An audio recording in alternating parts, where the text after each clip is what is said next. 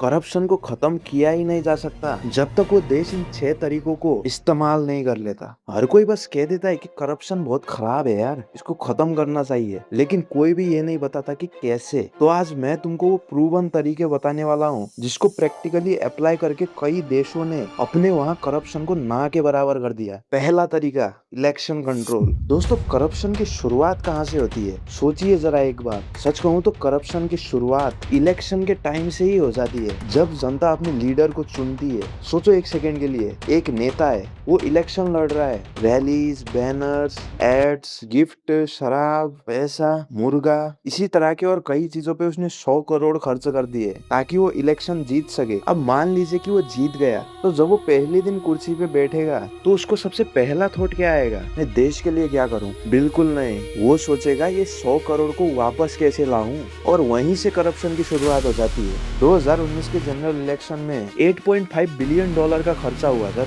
2024 का election 16 billion dollar. समझ रहे हो? 16 बिलियन डॉलर सर, एक इलेक्शन के लिए। अब वो सब पैसे जो नेताओं ने इन्वेस्ट किए होंगे वो उन पैसों को रिकवर नहीं करेंगे। अब इसका सॉल्यूशन क्या है? सॉल्यूशन ये है कि अगर किसी को इलेक्शन लड़ना हो तो सबको एक फिक्स्ड अमाउंट तक ही स्पेंड करने को मिलना चाहिए, और जो अमाउंट होगा वो भी काफी कम होना चाहिए, जहाँ पे नई पार्टियों को किसी कॉर्पोरेट का सहारा मिलना चाहिए, ना ही कोई ब्लैक मनी का पैसा। सब एकदम ट्रांसपेरेंट, सब एकदम इक्वल। अब इसका रिजल्ट क्या होगा? वो लोग पॉलिटिक्स में आएंगे जो सच में देश के लिए कुछ करना चाहते हैं, ना कि वो जो 100 करोड़ लगा के 1000 करोड़ कमाना चाहते हैं। और जनता भी फिर योग्य लोगों को ही वोट देगी, क्योंकि उसके बाद पैसों का गेम रहेगा ही नहीं। तो कहने का मतलब यही है कि जब तक इलेक्शंस एक्सपेंसिव रहेंगे, जब तक पॉलिटिक्स एक बिजनेस की तरह होगा, तब तक कुछ नहीं होने वाला, क्योंकि बिजनेस में प्रॉफिट पहले आता है, देश बाद में। दूसरा तरीका, रिमूविंग द मिडल मैन। सोचो तुम किसी सरकारी काम के लिए गए हो, पहले काउंटर ए पे जाते हो, वो तुम्हें बोलता है कि काउंटर बी में जाओ। काउंटर बी के वहां जाते हो तो वो बोलता है कि अरे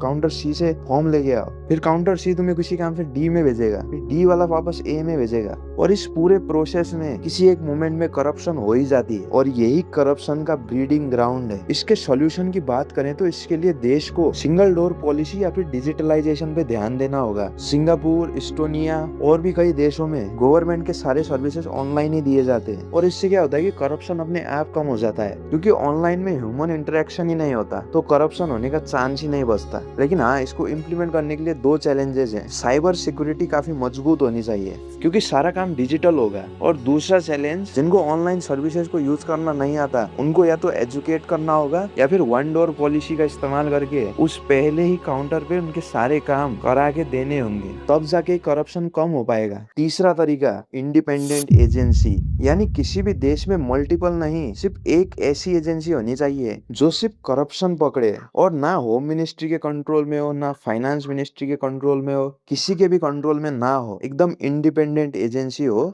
तभी जाके वो अच्छे से फंक्शन कर पाएगी। सिंगापुर में एक एजेंसी है जिसका नाम है CPIB, corruption practices intelligence bureau.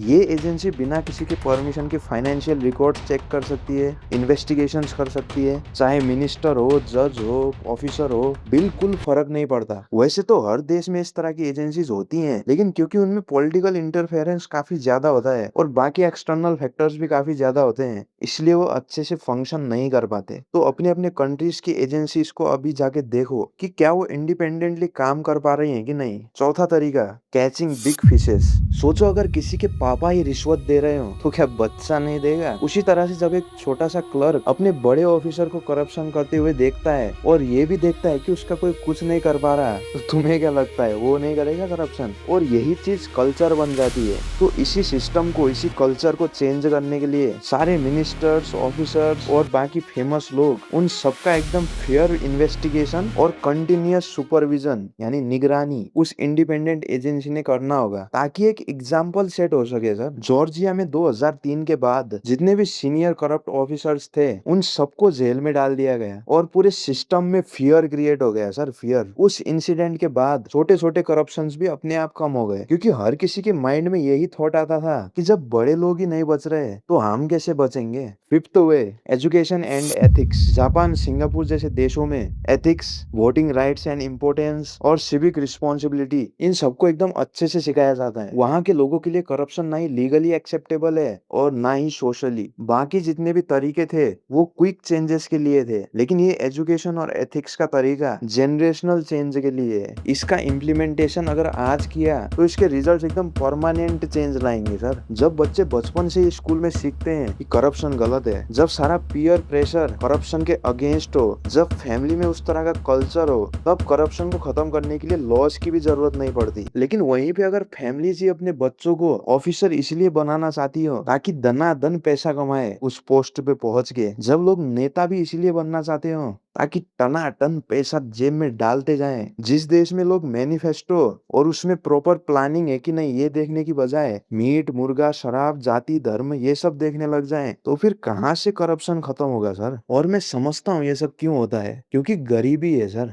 एक गरीब इंसान जिसके पास 2 वक्त का खाना तक नहीं है, उसको अगर कोई बोले कि अबे इस पार्टी में वोट दे, तुझे मीट, मुर्गा सब खिलाऊंगा, तो वो जरूर डालेगा उसी पार्टी में वोट। इसलिए कई देशों में जहाँ पे करप्शन काफी हाई हो, वहाँ पे वोटिंग सिस्टम इसी तरह से काम करता होगा। शिस्तो और आखिरी तरीका, whistle blower protection and public participation. तुम लोगों को पता है लोग अपनी आंखों से जब करप्शन होते हुए देखते हैं तो तब भी वो लोग चुप क्यों रहते हैं, कंप्लेन क्यों नहीं करते? क्योंकि उसके बाद उनको बहुत ज्यादा थ्रेट आता है, और खास करके जब उसने देखा हो किसी बड़े ऑफिसर या मिनिस्टर को। कभी तुमने सोचा भी है कि एक आई विटनेस की जिंदगी कितनी मुश्किल होती होगी? तो इस चीज को भी चेंज करना होगा, पब्लिक को सपोर्ट देना होगा सर। ऐसे इन्वायरमेंट, ऐसे चैनल क्रिएट करने होंगे जहाँ पे पब्लिक खुद सेफ फील करे कोई भी कंप्लेन करने से, उनको फ्रीडम मिले सर, फ्रीडम। तब जाके करप्शन एक्सपोज होने शुरू होंगे। उसके बाद तो आम जनता से लेके जर्नलिस्ट तक सब मिलके पूरे सिस्टम को एक्सपोज कर सकते हैं। तो ये थे दोस्तों कुछ तरीके जिससे आप भी अपने देश में करप्शन को कम कर सकते हो।